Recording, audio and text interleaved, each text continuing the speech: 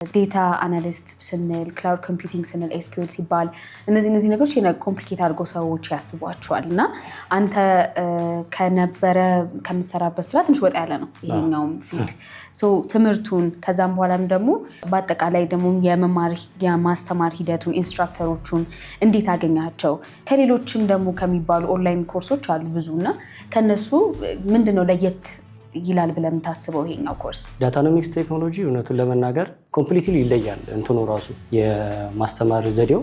ዴታ አናሊቲክስ ደግሞ ሲሆን ራሳቸው ስራው ላይ ያሉ ሰዎች ስለሆኑ ሞር ትምህርቱን በጣም አቅልለው በተሻለ መንገድ እንዲሁ ደግሞ እንዴት ነው ዋን ቱ ዋን የሆኑ እንትኖች ዲስከሽኖች እንዲኖሩ ተደርጎ ነው ስትራክቸር የተደረገውና ክላስ እየተማርን ማዕከል ላይ ሩም ላይ እንገባለን።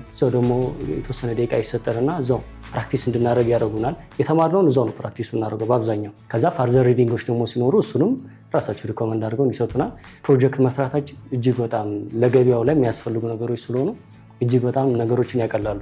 በሰዓቱ የነበሩት መምህራኖቹ ኢንቫይሮንመንት እና የአስተማመር ሁኔታው ሞር ለእኔ ኮምፎርተብል ይሆነልኝ።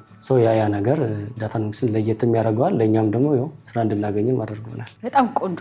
ከመግባት በፊት የነበረ ኤክስፔክቴሽን እና አሁን ላይ ልክ ገብተህ ደግሞ ቡት ካምፕ አሁንም ስላላለቀ ያገኘው ነገር እንዴት ትገልጸዋለህ? እውነቱን ለመናገር ኮምፕሊትሊ ዲፈረንት ነው እኔ ከጠበቅኩት ማለት ነው። ያማት ማለት ነው ወይ ስላላየው ሊሆን ይችላል አላውቅም። ኢትዮጵያ ውስጥ ወይ ደግሞ ኢትዮጵያውያን ሆነው እንደዚህ አይነት ቡት ካምፕ ሊቭ የሆነ ሴሽን ይኖራል ብዬ አላሰብኩኝም። ማለት በቃ አትሊስት ሰርቲፊኬትን ይዤ እወጣለሁ የሚል ነው። አትሊስት በእርግጥ ስራ እፈልጋለሁ። ብዙ ሰው እንደዛ ነው የሚያስበው እኮ አይደል? ከገባም በኋላ ያለው ኢንቫይሮንመንት ግን እውነቱን ለመናገር እንደውም እንድትወጂ ነው የሚያደርገው። ማለት በቃ የሚያስተምሩት ኤክስፔሪንሱ ያላቸው ከረንትሊም እየሰሩ ያሉ ሰዎች ስለሆኑ ሞር ቅርብ ናቸው ማለት ነው። ሲያስረዱሽም ደግሞ በጣም አቅርበው ነው የሚያስረዱሽ። አዲስ ሰው እንዴት ነው ማወቅ የሚችለው? ባይ ዘ ዌይ እኔ እንደውም የኢንጂነሪንግ ምሩቅ ነኝ። ኢቭን ከቢዝነስ ከሌላ የመጡ ልጆች ነበሩ ክላሳችን ላይ።